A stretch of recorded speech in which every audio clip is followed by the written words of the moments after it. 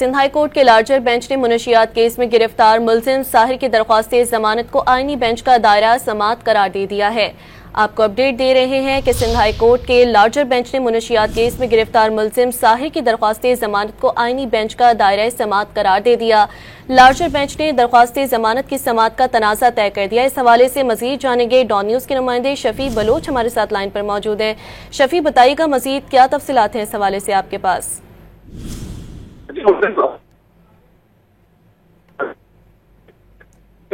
शफी से दोबारा राब्ता करने की कोशिश करेंगे। सिंध हाई कोर्ट के लार्जर बेंच ने मुनशियात केस की समाअत की है, जिसमें गिरफ्तार मुलजिम साहिर की दरख्वास्त जमानत को आईनी बेंच का दायरा समाअत करार दे दिया है। लार्जर बेंच ने दरख्वास्त जमानत की समाअत का तनाज़ा तय कर दिया।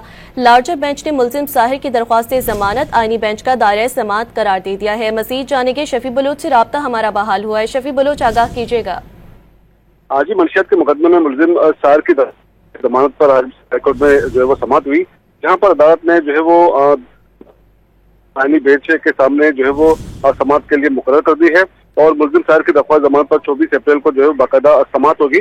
मुलजिम की दरख्वास्त जमानत जो है वो आइन के आर्टिकल 199 सब सेक्शन 1C में आती है और जो है वो ये भी करार दिया गया है कि बुनियादी हकूक से मुतालिक मामला जो है वो आईनी बेंच में ही सुने जा सकते हैं। मुलजिम साहिर असन अदालती रिमांड पर जो है वो जेल में है और इस्तगासा के मुताबिक मुलजिम पर जो है वो 500 से जायद जो है किलोग्राम वीट गांजा जो है बरामद हुआ है और जिस पर अदालत को जो है वो पहले ट्रायल कोर्ट में पेश किया गया था, लेकिन इसके बाद जो मुलजिम की जानिब से हाई कोर्ट से रिसीव किया गया है। तफसीलात से आपने आगाह किया शफी, शुक्रिया।